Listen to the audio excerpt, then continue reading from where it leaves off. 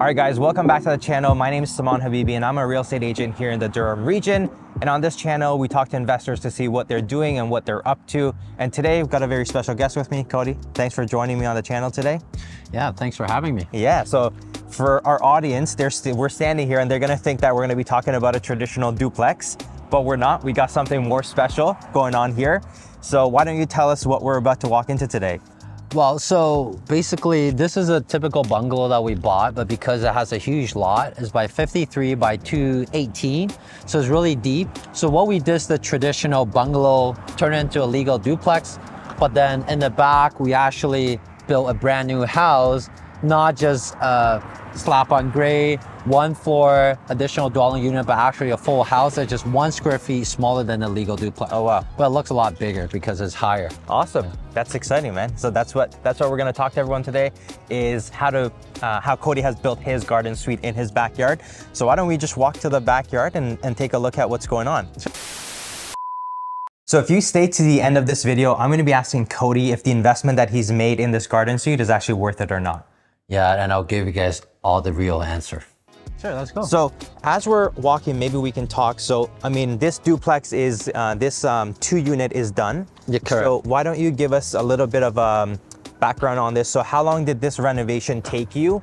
And, and what kind of rents are you getting on this unit? Yeah, so I wish I can tell you better things. Yeah. I bought this property February 14, 2022. Yeah. So around the height of all the real estate price, right? So I pay for about 1.05 million. I way overpay. I should have got it for 800K, but my idea was that this is a long-term play. So even if I overpay a little bit, I have a house in the back and no one has similar properties in the area yet. So I bought it for 1.05 million. And then my longest legal duplex, because this is not the first one I've done, usually takes about 3 months for the upper. Slowest one, 6 months for the basement. This one took way longer. I didn't have a lot of choice for contractors, so pick your contractors very carefully. I pay way more. I think all in is about 150. And then I have other contractor fixing some of the stuff that did not do well. But yeah, it was overpay and it took a lot longer. But that was all good because now we have the upper unit rented out for around 2,300. And then the basement is about 1,800. And then we charge all the utilities all on the tenants. Okay, so you're over 4,000. Just a legal duplex. Yeah, awesome. Yeah, that's pretty good. And I mean, timelines, I know Durham region has been pretty tough with timelines. It takes longer to get your permits and... I wouldn't blame the Durham region. I blame it on myself. I blame it on my ability of... Good accountability. I blame it on myself. At that time, I had to make a choice, right? I know some good contractor in the area, but they're 3 to 6 months out. So do I wait for them and know that they do a really good job because they were vouched by other investor, or should I pick someone off just word of mouth? I never seen their work. I did check their work, but they never done the basement. My decision was, you know what, I'm gonna take a bit of gamble. I'm gonna try this one. They're local, live right down the street. And then have to bite the bullet on this. All right. Well, let's head to the back of the property, and as we can see, you got a huge backyard here. So this is the crown jewel, right? That we want to show everyone. Yes, that's where the money is. All the garden suite stack up in. Yeah. So essentially, you know, you've got a huge backyard. So the duplex people will have parking space at the back of the property. They have their own backyard. So we haven't done the landscaping. Doesn't really do justice. So they have their own backyard. And then we're gonna have a fence up 8 feet high. And then we're gonna replace all these fence. We're gonna let our neighbors over there, because they actually built fence. We're gonna let them do it. We're gonna have 4 parallel parking. And then potentially the 5th, we already have the EV charger all set up. Oh, no way. Awesome. Not plug in yet. And the additional dwelling unit tenant has his own backyard and privacy as well. Awesome. Well, let's head towards the garden suite, and we can say that this is probably one of the first garden suites, or if not the first garden suite. Yeah, as far as we know, we are the first one. Because when we go through the process of applying for the permits, the city doesn't really know what we're up to. So you know, we're having the question of, can we build anything smaller than the legal duplex? They're like, yeah. I'm like, do you mean each floor or you mean above grade? They're like, we don't know. I'm like, okay, cool. I'm gonna submit the maximum footage I can build, which is 1 square feet smaller, and then the maximum height I can build, and then put a stamp on it. And they did that? They did it, okay. But they did not talk to any of the engineering department or the water department, so that's another story, another episode of how my contractor has been dealing with the city on that. So before we go inside, in terms of water, plumbing, electricity, I guess, did you have to tap into the main house? Did you have to bring it from the street?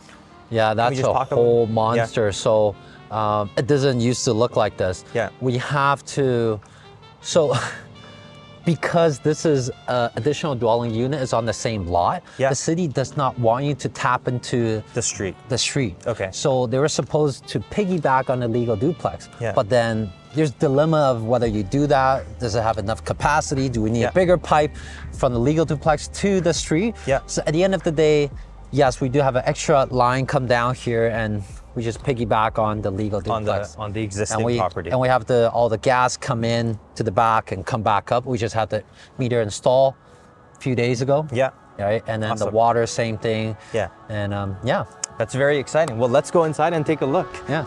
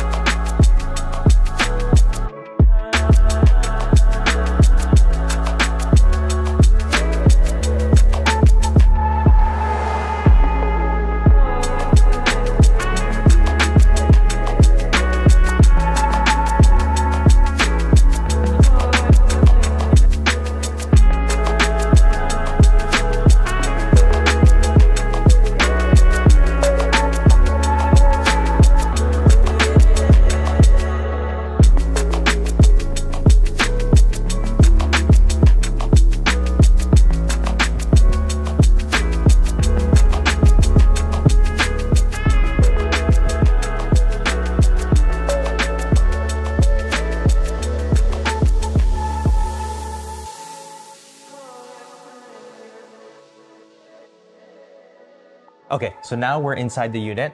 So I know you told me that your plan was to essentially maximize the square footage, the height of this property. So why don't you tell us what you decided to go with in terms of the design, how many bedrooms, the basement, how many kitchens, where's the laundry, how many bathrooms, so on. So I'll let you explain. Yeah, no worries. So the idea was that we built the maximum we can build, as high as it could be, as wide as it could be. So that legal duplex up front is about 849. This one's about 848. Yeah. So just underneath. The maximum height we could go is like 5.65 meter. We thought it was to the middle of the pitch of the roof, but the city came back with, no, it's actually the top of the roof, or at the very peak. Yeah, or actually we could go a bit more. So we end up getting half a foot bigger on just this floor. Yeah, and the ceiling heights in here are massive. What is this, 11 feet? From here to here, it's 10 and a half. Basement is about 9.5. Yeah. Wow, that's impressive. Yeah. So technically, this house is bigger than that legal duplex in terms of height and volume. That legal duplex has 3-bedroom up, 2-bedroom down. We didn't change that, but we found that the 3-bedroom in the 850 square feet is really tight. Very small, yeah. And this property, at first, my fiance and I was going to move in when we have kids, but we found that it's a bit too far from her work. I'm financial free, but she still have to go to work, so it doesn't make sense. So we end up turning this into a short-term rental. Very cool. And the long-term rental, we did a bit of market analysis. We get about 3,500, give and take, 3,000 to 4,000. But we think we can get way more with short-term rental. That's why everything, we start getting furnished and we make it reasonably nice and appealing. Of course, the decoration is not all up, but that will make a huge difference. So you decided to go with 2 bedrooms upstairs because it just feels more spacious, more roomy on the main floor. I see you have 1 bathroom upstairs. Yeah. You do have a basement here. Yeah. Are there any bedrooms in the basement? Yeah, there are 2 bedrooms in the basement. 2 bedrooms, a bathroom in the basement? Yeah, there's also a very nice bedroom, bathroom we can take a look in the basement because it'll make it hotel style. Yeah. As in the toilet has its own door, the shower has its own door, and even when both are occupied, there's still one person can use the vanity. Sounds like you've done this before. No, but we thought about it. We watched a lot of videos. You thought it really well. And so, I mean, if you have 2 bedrooms downstairs, a bathroom downstairs, a separate entrance to the basement, are you eventually gonna put a kitchen down there? So here's the thing, right? By law, you know, we can only have 3 units based on the new bill that came out, right? But we're speculating that eventually will come. So why not just build a door in the backyard? And you know, if in the future we can have as the option, 4-plex, then we just block it off. Put a kitchen in the basement. No, that's awesome. Yeah, and I guess that bill that you're referring to is Bill 23, where you can put 3 units on any lot. And we actually started doing that, getting the permit right even before that came out. Because I think Clarington was a step ahead. And I guess the one thing we'll let people know, because I know we spoke about maximizing the size of this property. So typically with Bill 23 and when you want to put 3 units, they have a maximum lot coverage that you can cover, right? So that's why those measurements and maximizing is important to you, because you can only play with so many percentage of the lot. So you're trying to maximize the use of the land. And usually it's about 40%. But because I have a huge lot, 53 by 218, so 40% of that legal duplex do not take up a lot. They only count anything that's above grade. So we do really can do whatever we want to do with this. And I think you've timed this really well, because the way I read Bill 23 is that each unit needs to have 1 dedicated parking space with an independent access to the road. So when we look at your property, your parking is in between the 2 properties. So I feel like you've timed this well and you've got in at a good time, because if you were to go through that process, it looks like the minimum frontage you would need is around 58 feet to be able to do it. So I think I might need a minor variance by that point. But I mean, you have enough parking here, right? So we do have enough parking. So you know, the minor variance is kind of give and take. If it's like 3 to 5 feet, usually it's not a problem. But depending on the relationship. Why don't we talk about the construction process a bit? So did you decide to give this to one general contractor, or did you sub each trade out? Yeah, so I mean, everyone's different. If you're listening to this, hey, if you want to save $50,000 to $100,000 potentially, you can do it on your own. Like, I am personally an engineer, graduate from U of T. I am a project manager for 6-7 years of experience, managed over 100 million, but I still chose to hire a GC because I don't know what I don't know. I picked a GC that has worked in downtown Toronto, built tons of subdivision, built a house like this, like 12 of these every year. So I decided to just pay 15% on top and say, you deal with everything. And then of course I vet him really well, learning from my experience from a legal duplex. I vet him really well, talked to all the reference, and I just went ahead with it. And so far it's been really good experience. Right, all in all, I mean, right now we're 90% complete. We spent about 450,000. And we still have the landscaping to be done, and you know, some of the deco, some of the backyard, canopy and patio area. But I'll say all in all is a very successful and is very well built. So so you went with a general contractor. And then in terms of the design, because we're looking at, you know, you've got, is this vinyl floors or is this hardwood? Yeah, this is vinyl floors. Yeah, it's beautiful and it's very wide as well, wide planks. Your baseboards are very modern, your kitchen's very modern. So did you guys design this yourself, or did you have the GC come up with the design in terms of the cosmetics? So I am not a very design-oriented person. Neither is my fiance, but we look at enough Pinterest and all that and say, this is kind of what we like. At first, we have a kitchen cabinetry recommended by our GC. We went over, it's very nice, don't get me wrong, everything is custom built. They have a factory in Oshawa, but we decided to go with our own source because we have someone else who's a builder. Honestly, it was half the cost. They have to do a bit of fixing, but it's still worth it. And it looks really nice. And that's how we basically still find our own kitchen cabinetry. I think that's the one thing. And then the windows, because I have a friend that have a window factory. I give him a shot. It was half the price. So That's awesome. Did anything take you a very long time to source and bring in? Like, did the windows, the appliances, was anything on back order? Yeah, so to be honest with you guys, not really. This house, we got the permit. So we got the legal duplex. We bought this whole piece of house on the dirt. We closed on March 14, 2022. This house, we start building end of September 2022. Right now, we're filming this end of March. 6 months in, right? We got the permit for building an ADU end of July. So it took us 6 months to build this house. Fast, That legal duplex basement took us 9 months. So would you agree that the duplex is harder to work and jig and configure than this? I wouldn't say it's hard. It just, you have to find the right contractor, right? Who knows what and we pay a lot extra thinking that we're gonna get higher quality and better communication. And end up they were getting a lot of cheap laborers. And then, you know, I have my tenants come in and be like, hey, Cody, your contractor come in and it look like they're not very energetic. They look like... Oh, that's good tenants. Yeah, they told me that. So I'm like, uh-oh. So just pick your contractor very carefully, do your due diligence. And that, because as an investor, you don't have a lot of bargaining power. So in terms of doing due diligence, are you going and seeing their jobs? Are you calling some of their clients? How do you do your due diligence? Yeah, so due diligence, same as that one. I asked for 3 reference. And of course, they're probably gonna provide you with better ones. But I'm gonna call them and ask them the standard question I asked, right? So, you know, how was the experience? How much do they say it will cost? How much did it end up costing? Good question. How was the communication? Right, is there anything that makes you really frustrated? And just those general questions, you can really find out how good they are. In a sense, right? And that's how you do the vetting. So you bought the unit for, you bought the house, the existing, for $1,050,000. You spent around $150 in there. So what are we at? We're at $1,050,000 plus 1.2. So 1.2-ish. And then you're around, how much for this one? I would say about $500,000 all in with the landscaping until it's done, So 1.7-ish is gonna be your cost. And then you're bringing around $4,000. About 4,100. 41. And then the tenants pay utilities. So. You're saying that you can get anywhere between $3,000 to $4,000 for this property. Conservatively. Long-term rental.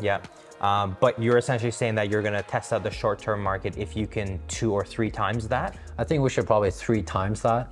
Depending, because there's high and low season, but we should average out about 2.5 to 3 times that. Okay, so then that would be, I would guess your budget for this would be, you want to bring in anywhere from 8 to around 10,000. Around 10,000 is the goal. So in total, you're hoping to hit 14,000 total for 12 to 14. That's awesome. And are you gonna go through the refinance process on this one? Yeah, so the refinance is the toughest part, to be honest, because we are debating whether we're gonna go through a lender, but most A lenders do not have experience with a legal duplex with a house in the back.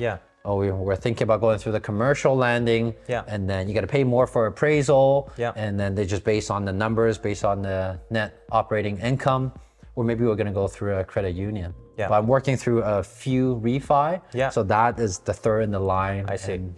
We're going to wait for it to have 3 months of rent and all that, right? That's awesome. So I mean, I guess you'll be one of the first ones going through the refinance as well. So you'll have some information on that. I am setting the bar, fortunately and unfortunately. No, it's good. I mean, if you've maximized it, I think you're doing everyone a favor here. Yeah, like if I maximize it, I'm setting the bar, right? Usually I don't like to be the first one, but just so happen I'm the first one. And I think I'll be fine in the long term because it's a very unique property. And we make it really nice and well thought out. Okay, excellent. I'm thinking let's go downstairs. All right, so this is the basement. You said, what's the ceiling height down here? 9.5. My contractor is really good, so he built a lot of house. And for the waterproofing for the basement, of course, we put the membranes around it. But that's just not all. You guys can hear the sump pump running almost 24/7, especially in spring and fall. And because we dig so deep and all the grading is graded towards us, and so we actually went above and beyond. We put a sump pump, we put a backup battery, and then we're even chatting with the city whether we can actually tie into the sewage line. And what did they say? They're still debating on it. They're still debating on it. Yeah. Okay, cool. So this is your open space here. This would be like the living corridor. There's bedrooms at the back. Yeah. I see you got a massive window here. You got two. Did you need to, I see that there's a side entrance. Did you need to have an egress down here as well, or no? An egress We never window? talked about egress, but I think that's big enough for egress. That's where people... Just like you probably need a You might need a couple, you might need a ladder to get up. Yeah. Yeah. Are you thinking for the short-term rental then, you're going to have, it's going to be one party staying at the whole house? It'll be one party. We're probably aiming for 10 people, 8 to 10 or 12 people. Yeah. Because technically we can have our sofa can sleep another 2, sofa bed down here, another 2, so we can take up to 14. That's awesome, yeah. It's becoming a topic. A lot of people have questions. They want to know timelines, cost, process. So thank you for showing this to us and showing the first one. That's pretty much at completion and giving people an idea of what it can look like. And I'm sure people are going to have some questions. And if you have any questions, drop them in the comment section below. I can address it and Cody can address it. And if people want to connect with you, what is the best way for them to find you, reach you, and connect with you? Well, I mean, nowadays I can't hide. I have a YouTube channel, Cody Yeh Investing. On Instagram, Cody__Yeh. So I'm sure we'll get those, we'll keep them in the show notes. And make sure you guys like this video. If you guys like how much money I spent on it, how much headache. And subscribe to Saman's channel. He's bringing a lot of good value. And I'm the first one, and I believe I'm the first one to talk about this. So make sure you drop a like for him. Yeah, that's awesome. Thank you guys. Hey. Awesome.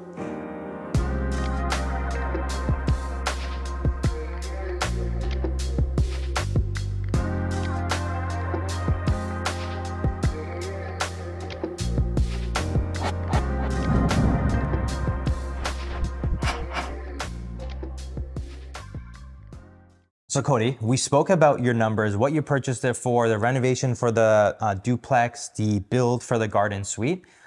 So the grand finale, the big question, was it all worth it to you from a numbers perspective or no? I would say in terms of short term, the cash flow won't work. But at first I was building this house as if I was gonna move in and raise a family here. But with the short-term rental, actually the number will work. And also, the most important question is, how can I pay $500,000 to live in a house like this, right? If I pay $500,000, I don't think I can build a house like this or live in a house like this. Yeah, exactly. I mean, for comparable purposes, when you look at even less than 600K purchase price, you're pretty much very limited to location as to where you can buy. And I think you're limited to condominium apartments, townhouses, and they're typically older, built in the 70s, 60s, at least for the Durham region. So to your point, can you get a brand new house for $500,000? Probably not. Yeah. So that's the verdict. So that's the real answer, yeah.